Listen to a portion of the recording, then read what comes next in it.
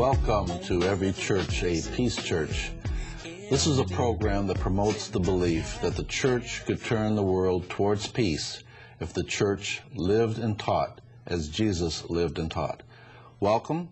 My name is Don Edwards, and I'm your host for today's program.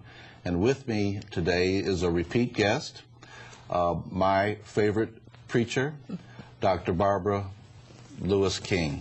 Welcome, Dr. Barbara. Welcome back to Every Church, a Peace Church. I'm glad to be back. I really appreciate the discussion and conversation we had at the last time we were together. Well, we're going to kind of pick up a little bit where we left off, talking about peace and justice and where the church is on those issues. But before we do, perhaps we can have our guests, if you can talk a little bit about your ministry and what Hillside Chapel and Truth Center is about. Mm-hmm. Well, Hillside is a place of peace with the holistic ministry that we have, and that we recognize that we are spiritual beings living in a spiritual universe governed by spiritual laws. That's the ultimate. That's us, and then that we take our spiritual nature to bring our human nature into alignment, so that there is a wholeness rather than a separation, that we can be spiritual on one hand and we can be human on the other, but it is the spirit that the human goes to for its direction in terms of how it can be. And so we've been a peace church for a long time. I told Sunday of an incident that happened with a gentleman who came in to disrupt our church. Very violent person.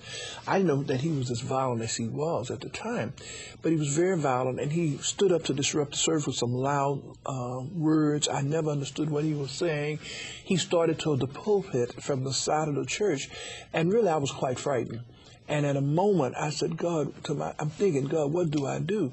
And the word peace came out. And I just started saying, peace, peace, peace. And the whole church picked it up. And the resounding impact of all of us saying peace turned that violence. It just dissipated it. And he turned around and left the pulpit area and walked right down the middle aisle out of the church. Mm-hmm. I learned much later that this man had done this going to several churches, mm-hmm. several places of business, and that if he ends up locked up, he's a very tall, strong man, that he would even set fires and cause disturbance in the jail. Yeah.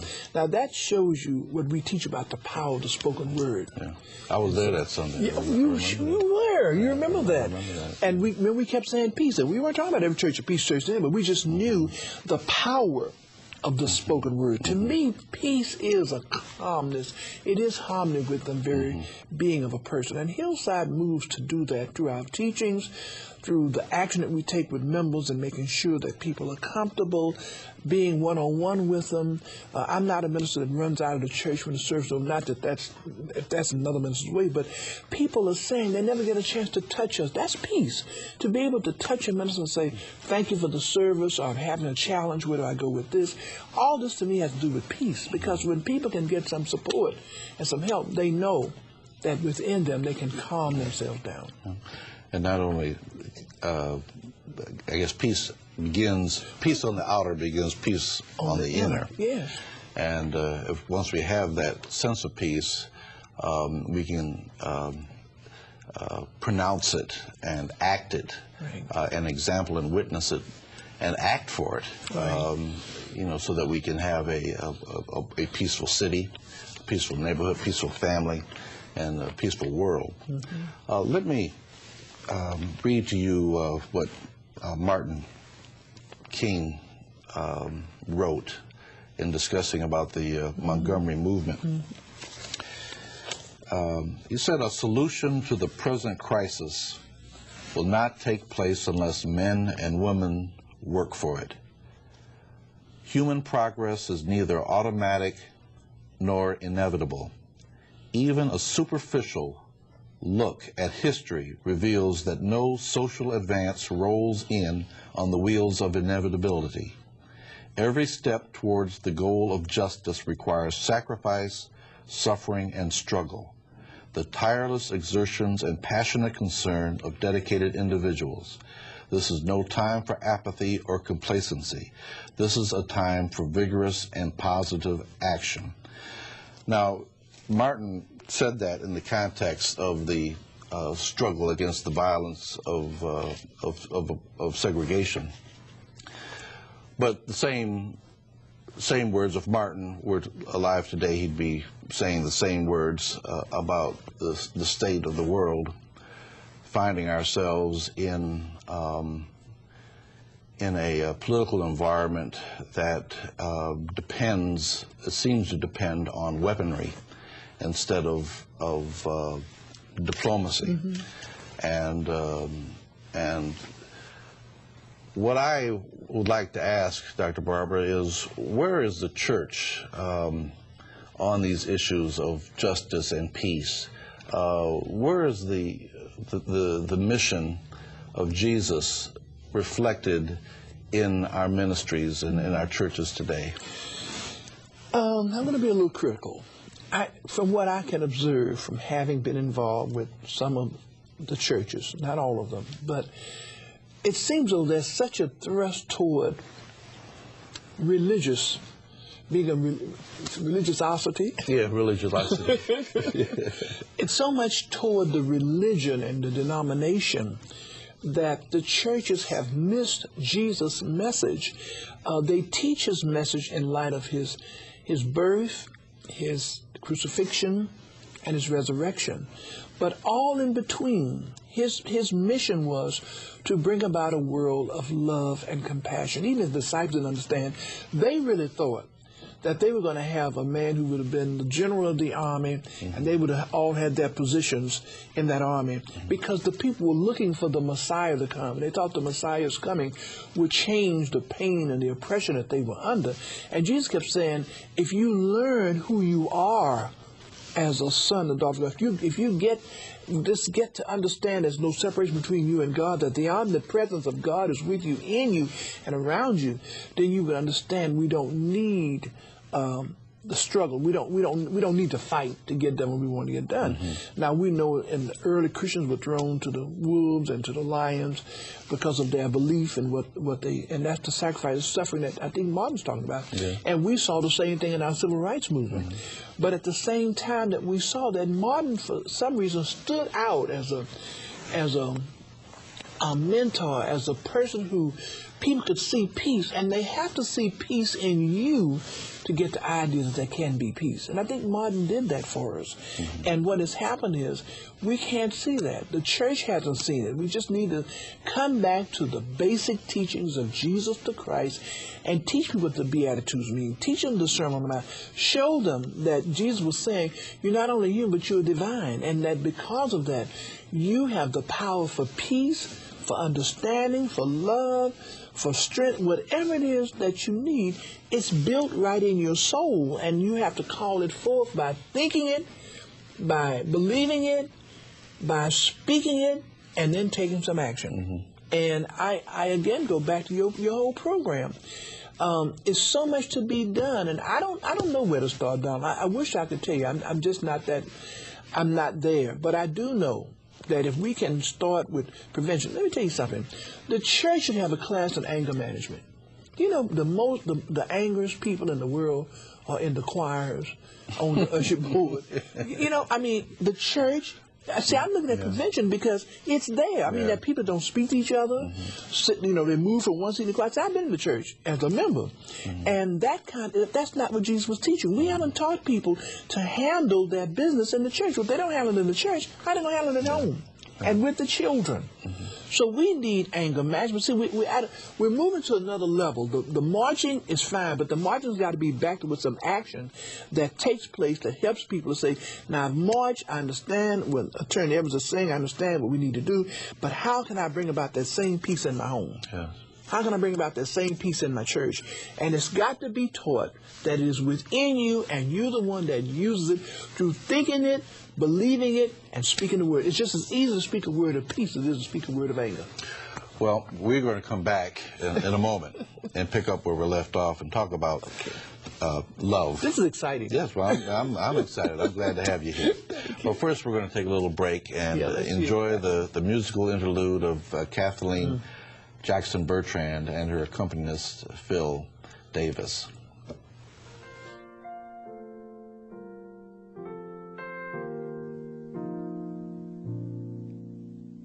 He was born one Sunday morning to carry on, to carry on.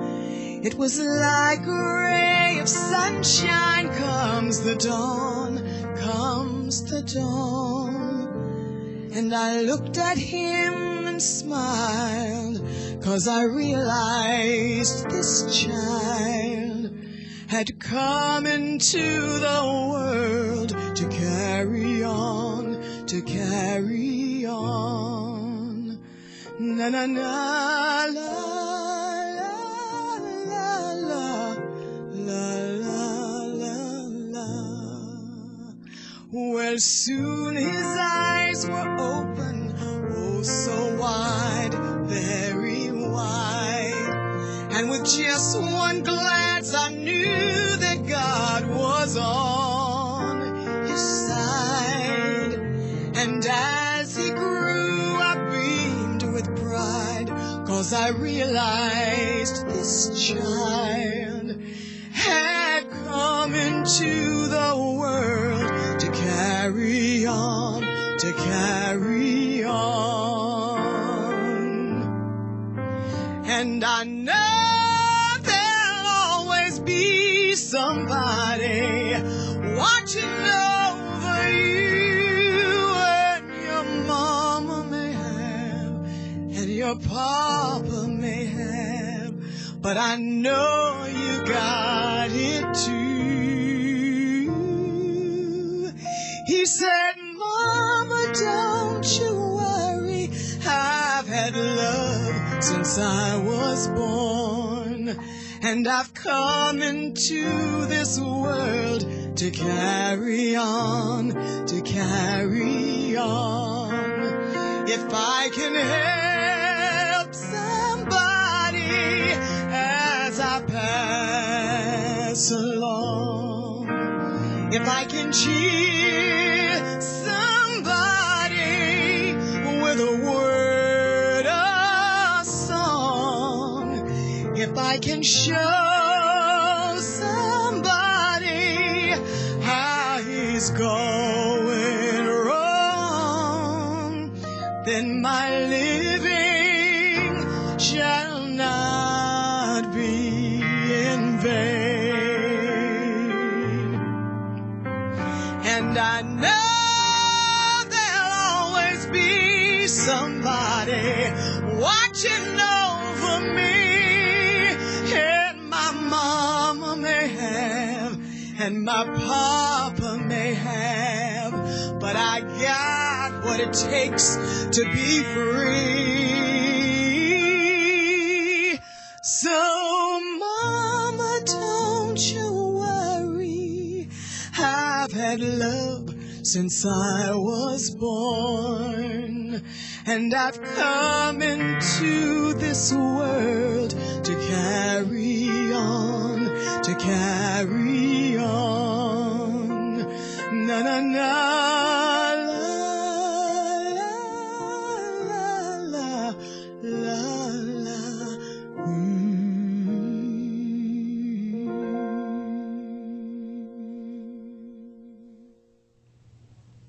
That's beautiful. That was, wow. So moving. The words mean so much. It's, I think the message there is that we all can do what we can do at any level where we are, if we just make a step to carry on towards God's will of love and peace.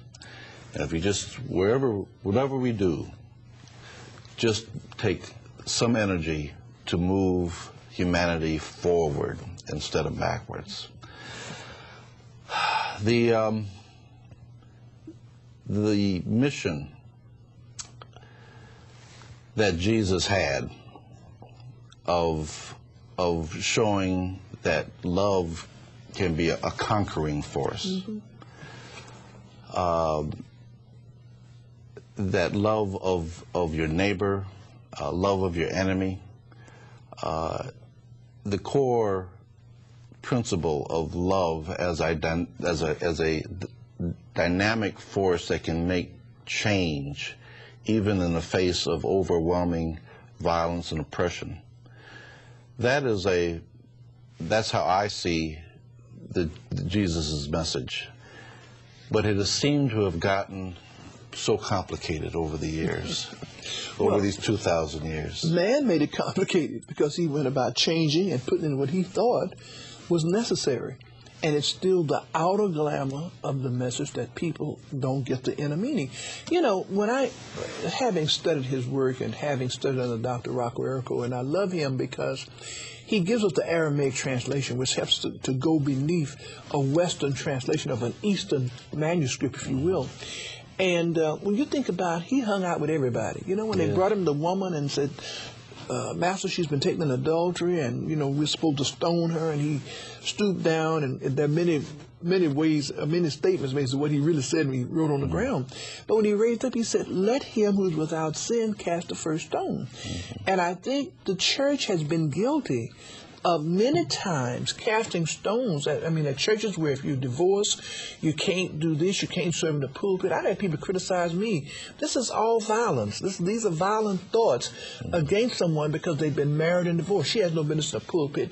The book of Leviticus says so and so and so. So this Bible is written for people, especially Old Testament, people who are completely out of control. And we are out of control. But the message of how they say he's with the wine bubbles, and he ate on the Sunday, and he went into the field, and he picked corn, and said, if you're hungry, get something to eat. All of this has been forgotten. We don't work with the homeless. We don't work with people who are mentally ill. We don't even want to be about. We don't even go to the prisons. And he said, if you, when the day comes that you meet me again, and he said, I'll ask you, have you been to the prisons? Have you been here? Have you been there? And you'll say no. And that's what has happened. His core message is not when we've got doctrines, we've got rules, we've got regulations, but nobody really brings him up as the very instrument that changed the world during his time. Do you think that we have to make it complicated in order to, it's just develop very simple. the structures that... No, we don't. And that's where humanity has got into its head. It has to be this way, and it's completely left out. Jesus had such a simple message. Yeah. You know, when he said, seek ye first the kingdom of God and his righteousness, and all these things will be added unto you, that's just easy to teach. Seek to know your relationship with God. Seek to strengthen through your prayer, through your meditation, through your times. And that's why Hillside can have such an open door policy. People come there with all kind of backgrounds because they hear the love message of Jesus. They hear the peace of Jesus. They hear the strength. They hear everything that we bring forth to say that this is what Jesus was about. Lady came to church Sunday. She was an Iraqian. I didn't know she was from Iraq. I just met her last week. And she called me. She said, I've never been in a place where I felt so peaceful. Because we come in with the whole attitude of peace in that service. No fire and brimstone. No. Listen, if we keep people in hell, they'll never be peaceful. We got them in hell. We got them scared of the devil. We need to teach the truth. Evil comes by man's own vain imaginations. And when we can begin to teach people to take responsibility for their actions and not always put it off on a devil or something over here that's got a hold of me. And Jesus didn't teach that. He did not teach that. You don't see anywhere where he just dwelt on evil. He didn't do it. And we dwell on evil too much, so people never get the good in their lives. Well, he knew evil. And he was certainly in the midst of it. Yep. And it was amazing that, just how he dealt with it, how he confronted it. It was so courageous. It's like, again, he knew that he was on a mission. He knew where he was going to be ending up. Because he was violating too many of the rules. Right. Well, look when they came to get him in the garden, and Peter took out his sword and cut off the soldier, and Jesus picked his ear up, put it back, and said no. Even in that, no violence. When I appeared on the program with the 6 other ministers, and Reverend Kimbrough did such a wonderful job for Good Friday to get us all together. And I'm Stations of the Cross. The 7 last words of Jesus. And I'm thinking, this man is on the cross suffering, the Son of God, the Son of Man. And he is pierced in the side and everything. He's up there saying, Father, forgive them for they don't know what they're doing. Now, how many of us can say that? We hold anger, we hold envy, we hold strife, we hold all that stuff within. And that's where we have to clear the thinking process. And I'm a strong one. I like affirmations. I'm a strong one for affirmation because you got to say something that's going to train your mind to believe that you can be a peace. You know, the woman wrote the song and I met her, and I wish I could think of her name. Let there be peace on earth. Let it begin with me. Dana Rose? No, I'm trying to think of her name. But years ago, I met her in Los Angeles at a conference, and I was so impressed because I had not heard the song before until I heard her sing it, a group singing it in her honor. But that's the truth. Anything that we want to have an effect out here, the cause has to begin within. And the cause is for peace, the effect will be peace. That's the law of cause and effect. Yes, right. And you got to teach it to people. They don't understand. They really don't know what peace is. Well, sometimes I think many times churches, and again, I don't want to be too critical, but the focus seems to be so towards personal salvation, irrespective of, as long as are you saved? Are you personally saved? And they just stay there and forget about loving someone of a different race or a different country or a different belief system. But Jesus, as I understand him, really kind of looked, when he looked at a person, and he looked in their eyes and saw their divinity. He didn't see their race. He didn't see their tribe. He didn't see their religion. Or their culture. And that is the message that we need to develop, particularly in this country, and elsewhere as well, but particularly in this country where we are so kind of self-centered that we don't see a Iraqi or an Iranian or a North Korean as born in the image and likeness of God as well, and to be able to relate in that way. Even to the point where we have to perhaps sacrifice to do it, because Jesus, when confronted by the evil of the oppression of violence, he didn't strike back. No. But he was able to. But his words were powerful. His words were powerful, and in his resurrection was able to know that we can overcome death. That's right. Because by that example, that even faced with evil and violence, if we stand up to it in love, we may be sacrificed. But that sacrifice, we go to another level, a higher consciousness. Martin, Martin, when he said, I've looked over it, I've seen the mountaintop, then I get there with you. That's right. That's what he said. But he did leave words of hope that we will, as a people, get there. And I believe that we, as a people of peace, will also get there. We will get ourselves in peace. We will elect peacemakers, and we will have and we will raise up peace, just as in love, just as Jesus raised up peace and love. I went through the concordance of my Bible this morning before coming here. There are over 250 verses of the Bible that have to do with peace, and probably many, many more, some kind of concordance and everything. But I just went through it, it's just unbelievable. I mean, peace is just as strong in the Bible as anything could be. And how many ministers preach a sermon on peace? Right. So what you're saying is that it's true. We really have to look at the inner core of Jesus' message and begin using it so that people can begin to see themselves being more in that consciousness, rather than always in a consciousness of disturbance. And the world is greatly disturbed from the top down. We're greatly disturbed. Yeah. And we can be better. Well, just as Jesus was an activist, a pacifist and an activist. We need to have our pacifist activism. That's right. And really extend that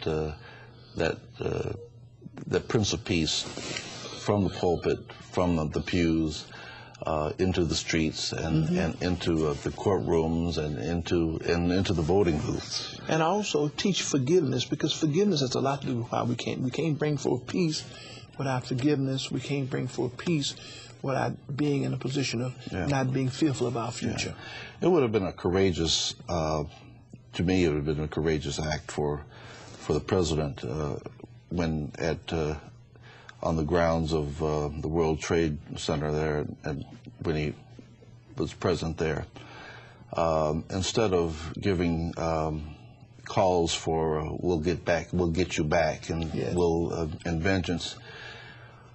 I wonder if it were we would have been if he just called for forgiveness and spoke as Jesus would have spoke in that situation, if Jesus had been there with his arms wrapped in love with around the firefighters, instead of calling for vengeance and revenge and the use of our overpowering weaponry. If we just use the overpowering weaponry that Jesus used and Martin used and Gandhi used and so many other of our heroes of peace that we just don't know, that have stood up to violence and have been sacrificed, and we just don't know their names, but we know that their spirit is there and remains as examples for us to follow. But he represents a religious group in this country that believe that we have to have that kind of violence, because they believe that this is the Battle of Armageddon. They believe that this is really the ending of the world. They believe that the Iraqis have to all be Christians, and I don't believe that. I believe we free people to be what they are called to be and love them in the process. Yes. Well, we are again drawing nigh to our half an hour, and it goes so Barbara, fast. I love you so much. Thank you so much for being such an influence on me and the family, and on our congregation, our city, and our world. Thank you so much. And in our universe. Thank you. Thank you for joining us so much. And, thank you. I would like to invite you to come to listen to Dr. Barbara and to our ministers there at Hillside Chapel and Truth Center on a Sunday morning. Share with us, come experience a peace church. Remember how important peace was, and we want to be children of God. We are children of God. We're made in His image as peacemakers. So go out and be a peacemaker. Namaskar. How long will it take till we realize we made a big mistake? If we turn our back